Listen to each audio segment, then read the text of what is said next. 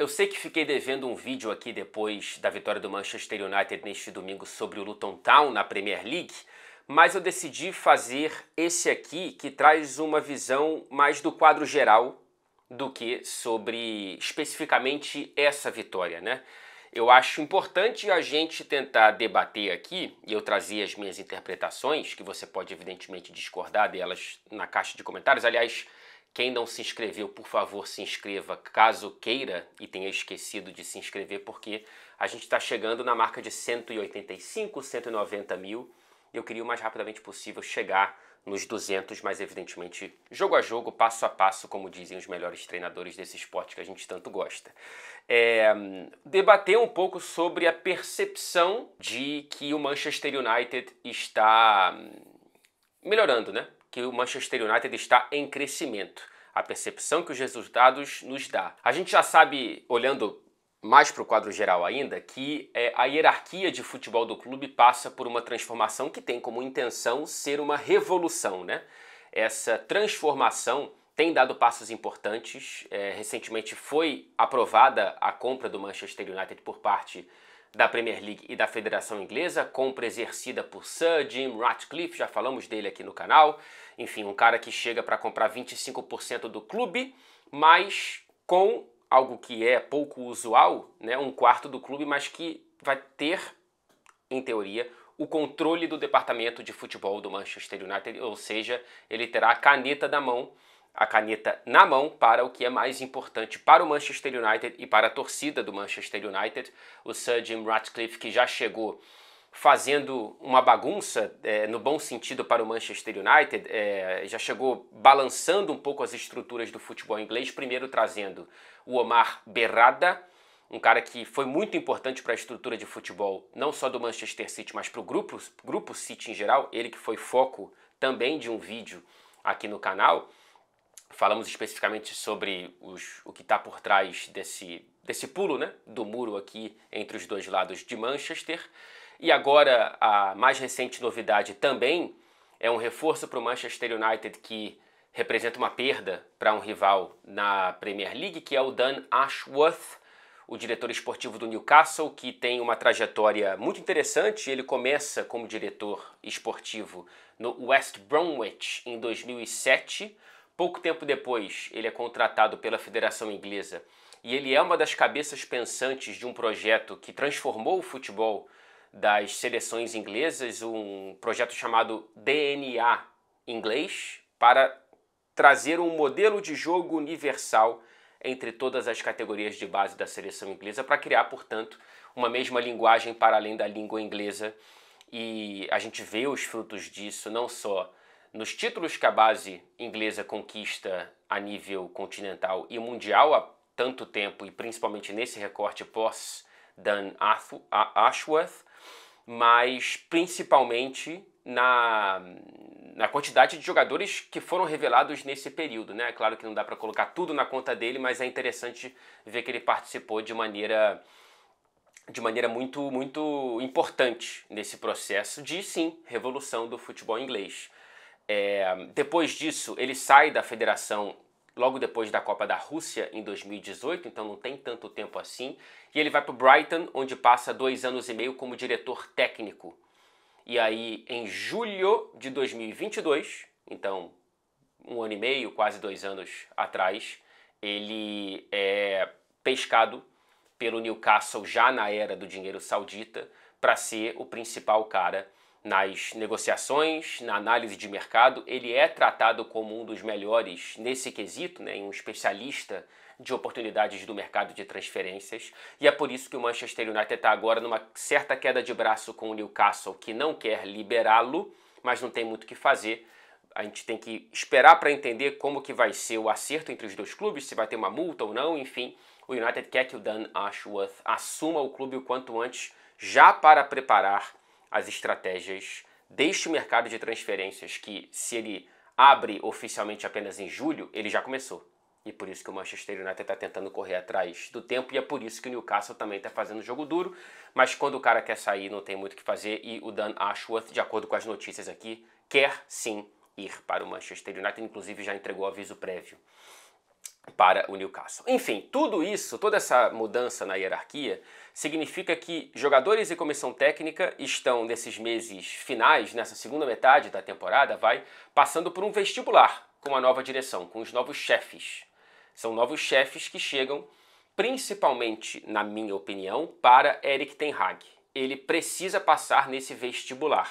Por mais que ele tenha feito uma temporada de muito destaque na primeira que ele teve à frente do Manchester United, chegando na terceira colocação da tabela da Premier League, conquistando a Copa da Liga Inglesa, chegando à final da Copa da Inglaterra.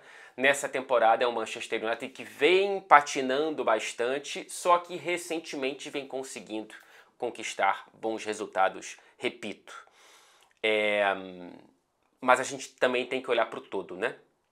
E o todo na Premier League nos diz que depois de 25 rodadas o Manchester United está na sexta colocação, a 3 pontos do Tottenham, que é o quinta colocação que pode potencialmente representar uma vaga para a próxima Liga dos Campeões, e a 5 pontos do quarto colocado, o Aston Villa. Essa certamente oferece uma vaga para a Liga dos Campeões. Olhando para baixo, tem uma gordura importante já para o sétimo colocado, que é o Brighton, uma gordura de 6 pontos. Os 35 gols marcados representam o pior ataque entre os 11 primeiros colocados. E os 34 gols sofridos são a pior defesa entre os 6 primeiros. O salto positivo de um gol, ele existe pela primeira vez desde agosto, cara, desde o comecinho da Premier League. Então, assim, esses pontos, eles nos trazem uma campanha aquém do que era esperado de um Manchester United que, se era difícil crescer da terceira colocação da temporada passada, não é tão simples assim como parece. Só 2 colocações para brigar pelo título. Não é assim. Tanto é que a terceira colocação não brigou pelo título. E o Manchester United já teve 2 segundas colocações na história recente que também não representaram briga pelo título. De qualquer forma, era esperado que o Manchester United conseguisse ter mais estabilidade nessa temporada, especialmente quando se fala de briga por uma vaga na Liga dos Campeões, que o clube agora tenta se recolocar. Comparando com a temporada passada, 25 rodadas passadas, a equipe já do Ten Hag, claro, estava na terceira colocação com 8 pontos a mais, 7 gols marcados a mais e 6 gols sofridos a menos do que atualmente com o mesmo número de partidas disputadas. É importante aqui a gente fazer um contraponto, que está no departamento médico. O Ten Hag, ele teve, e isso não é desculpa, porém é contexto importante sim, e tem que ser falado, o Ten Hag, ele teve que conviver e praticamente se virar a temporada inteira até aqui, sem Luke Shaw, saiu machucado de novo agora contra o Luton Town, Lisandro Martinez, outro que voltou para o campo e saiu, Wan-Bissaka, Malásia, que desapareceu, Mason Mount, que mal chegou. A temporada quase que inteira, cara. Desses aí, quem tem mais partidas disputadas é o Luke Shaw, que teve 15, que não é quase nada, né? É muito pouco. Fora perdas pontuais em diversos momentos da temporada. Do Casemiro, recentemente, ficou 2 meses fora. Do Varane, que também ficou um tempo fora. Do Mainoo, que tinha sido destaque na pré-temporada e teve uma lesão logo no começo, e aí não pôde participar da primeira metade. E a gente vê o quanto que ele vem sendo importante desde que ele conseguiu voltar do departamento médico. Então, assim, existe sim um problema de ordem médica que atrapalha o trabalho do Ten Hag. O crescimento recente, ele também vem numa onda de retorno de alguns jogadores, né, desse departamento médico. Infelizmente, como eu disse, tanto o Luke Shaw quanto o Lisandro Martinez bateram e voltaram, mas a gente já tem o Mainoo há algum tempinho, o Casemiro voltando, por mais que ainda longe do próprio nível. A gente tem na lateral esquerda tem um problema agora, né? Mas a gente tem, então, esses jogadores voltando e o Varane, né, conseguindo uma estabilidade física também. E recentemente são 4 agora vitórias consecutivas na Premier League, 5 na temporada e 7 jogos de invencibilidade em sequência. Cara, depois de perder 5 jogos em dezembro, o que era uma marca bizarra e terrível historicamente para o Manchester United, o time não perdeu mais, né? Desde o fim de dezembro, o Manchester United não perde nenhuma partida. A questão aqui é como o Manchester United vem jogando e como ele vem conquistando esses resultados. Eu acho que em meio a boas notícias, que são os resultados, o que podem representar parte do crescimento, parte inicial de uma busca por estabilidade do Manchester United, e boas notícias individuais, como o Højlund fazendo gol a rodo, o Mainoo sendo potencialmente o principal jogador daquele meio-campo, ali até mais mesmo do que o Bruno Fernandes nesse recorte desde que ele voltou do departamento médico. Apesar disso, eu quero trazer 3 pontos que eu acho problemáticos e que, portanto, me dão um pouco de cautela para martelar aqui e vaticinar que o Manchester United está sim em crescimento. Por isso que eu tenho um pouco de cuidado em tratar essa sequência de resultados positivos com um grau de euforia exagerado. Eu acho que esses 3 pontos, se não forem melhorados, eles podem custar, primeiro, ao clube a vaga na Champions e segundo, ao Ten Hag, a aprovação desse vestibular com a nova gestão. O primeiro ponto é controle dentro das partidas. Cara, eu até divaguei um pouco sobre isso num vídeo recente, que eu acho que o jogo de transição virou uma marca do Manchester United desde a saída do Ferguson, né? Nos melhores momentos, com diversos treinadores, Mourinho, Solskjaer e agora com Ten Hag, o time tem na transição essas grandes memórias, né?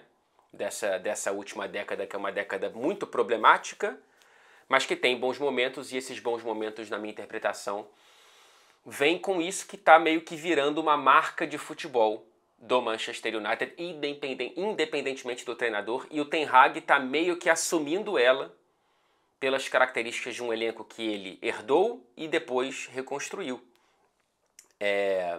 Cara, você pega nessa edição da Premier League, segundo dados do SofaScore, a equipe é apenas a 10ª em posse de bola. Na temporada passada, completa, não 25 rodadas, completa, foi a 6ª. À frente desses que estão agora à frente do Manchester United. Tottenham trocou Conte por Postecoglou, né? O Newcastle, o Aston Villa. Então o Manchester United desceu nessa tabela de posse de bola, o que é um indicativo de uma sensação que para mim é muito clara. Geralmente esse Manchester United não quer a bola. Então assim, eu não acho que esse dado ele é uma crítica, tá? Esse dado ele é uma evidência de um estilo de jogo que está sendo mais uma vez praticado por esse Manchester United agora com o Ten Hag. É um estilo de jogo que cria momentos de um futebol muito bonito de se ver. Cara, em 5 segundos você sai da sua área para a área adversária e cria uma grande chance de gol. Mas se você não tem o controle, e é por isso que eu bato como o primeiro grande ponto e o principal dos 3, é algo que pode ser um problema quando você, primeiro, não marca os gols nas chances que você cria, e segundo, quando esse estilo de jogo é contra um time que também não quer a bola. E aí o Manchester United não sabe geralmente o que fazer quando tem esse tipo de adversário pela frente, o que é normal quando você é o Manchester United. É muito difícil alguém visitar o United em Old Trafford e tentar roubar a bola para si e controlar o jogo, né? Isso acontece contra equipes grandes, clubes do Big Six, e a depender do treinador.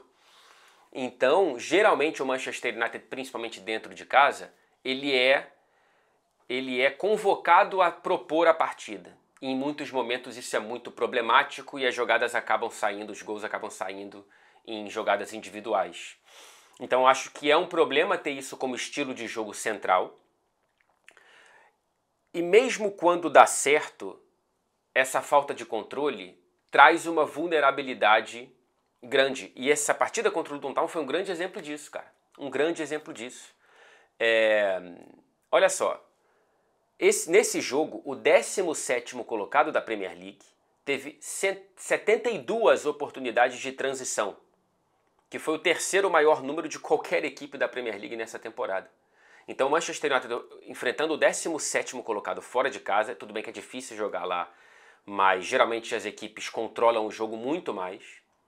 E nesse jogo, e daqui a pouco eu falo do outro lado, tá? Mas nesse jogo teve esse lado muito significativo do Luton Town ter criado tantas oportunidades contra-atacando o Manchester United, que não conseguia controlar o jogo. Tanto é que no intervalo da partida o Ten Hag teve que tirar tanto o Casemiro quanto o Maguire com medo deles receberem o segundo amarelo, e o Casemiro quase foi expulso, não foi expulso porque a arbitragem errou, que deveria ter aplicado o segundo cartão.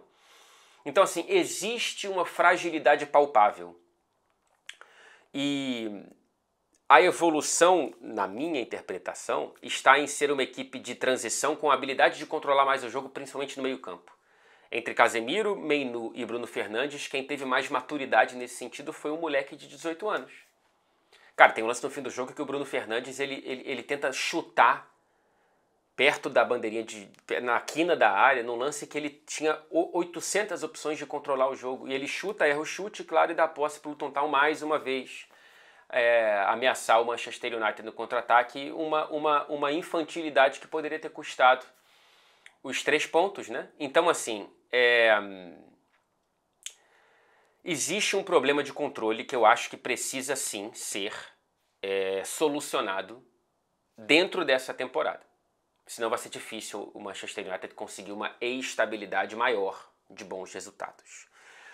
O outro lado dessa mesma moeda é que o time mais recentemente vem criando oportunidades de gol contra o Luton Town, desperdiçou muitos gols. E aí esse é o segundo ponto, precisa perder menos chances. Cara, foram pelo menos 4, 5 agora, né, no Kenilworth Road. Não dá para você perder essas chances do Garnacho principalmente, mas também do Rashford, do Bruno Fernandes. Não dá, não dá. É o Manchester United que talvez esteja melhorando nesse quesito. E aqui, por isso que eu não coloco como tão importante, não é uma marca desse Manchester United na temporada, porque o Manchester United não é uma equipe que cria tantas chances assim. Não é. Vem sendo mais recentemente. Isso pode fazer parte da melhora. Mas, olhando para a Premier League em geral, por exemplo, o Manchester United ele não está na parte de cima da tabela do tal do XG, né? Que é a quantidade e qualidade das chances criadas. Inclusive, em vários jogos, o Manchester United acaba com um XG menor do que o adversário. Não foi o caso do jogo contra o Luton Town, já falei aqui que perdeu muitos gols. Mas você vê, por exemplo, na tal da tabela do XG, que só serve como elemento de argumentação e não como objeto central de análise, tá? Mas é um argumento que eu acho importante. A equipe tem 16 pontos a mais do que deveria, se não fossem gols marcados e sim chances de gols criadas, o placar final de uma partida. Isso mostra que, geralmente, o adversário cria mais do que o Manchester United. Então, os gols perdidos não são uma marca, repito, mas recentemente isso tem virado um problema. E, em vez de sair com uma goleada da partida contra o Luton Town, o Manchester United permitiu ser ameaçado até o final. O terceiro ponto, ele é o número de chances concedidas ao adversário. Isso é um problema. Cara, o Luton teve 20 chutes ao gol de Onana.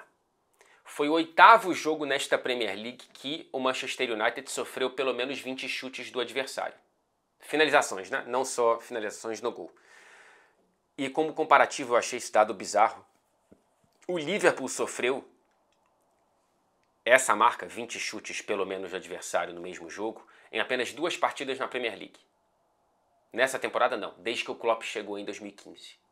Então o Liverpool sofreu 2 vezes de 2015 para cá na Premier League, o que o Manchester United sofreu 8 vezes só nesta edição. E eu acho esse comparativo importante porque é uma comparação justa de como o futebol vertical, que é o do Klopp também, ele pode ter controle. Aliás, cada vez mais parece, né, um futebol que dá mais espaço para o controle e acelera de vez em quando um rock and roll mais controlado do Liverpool, né? E igualmente efetivo, ou talvez até mais. O Manchester United só consegue esse rock and roll maluco e que, repito, pode custar problemas, pode custar vaga na Champions, pode custar boas impressões nessa parte final da temporada. É o 8º time que mais chances concedeu ao adversário nesta Premier League. Então, assim, eu acho que são 3 pontos importantes para colocarmos como poréns aqui. E se eu fosse dar uma conclusão para a pergunta que eu coloco como título desse vídeo, é sim, porém, vamos aos asteriscos desse sim. É um sim com asterisco. Sim, o Manchester United está melhorando. Porém, temos esses 3 pontos e eu preciso de mais tempo para entender se é uma melhora pontual que precede outro período de instabilidade, como dezembro, novembro, ou se é uma melhora gradual e que vai preceder uma estabilidade e uma conquista mais a longo prazo de resultados e de uma identidade de futebol, mesmo que seja essa, se vai haver se vai adquirir mais controle, enfim, prefiro esperar para ver. E aí no curto prazo, as próximas 3 partidas, temos o Fulham em casa pela Premier League, o Forest fora de casa pela Copa da Inglaterra, oitavas de final, e o Manchester City fora pela Premier League. A princípio, você logo vai para o jogo contra o Manchester City. Cara, esse é fundamental para o vestibular do Ten Hag. Eu não acho.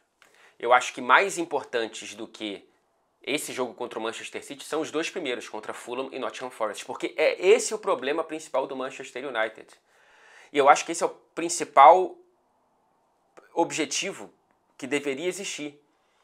A estabilidade, a consistência de resultados contra adversários inferiores, ou que deveriam ser inferiores na prática, porque são na teoria, em orçamento, história, etc. e tal.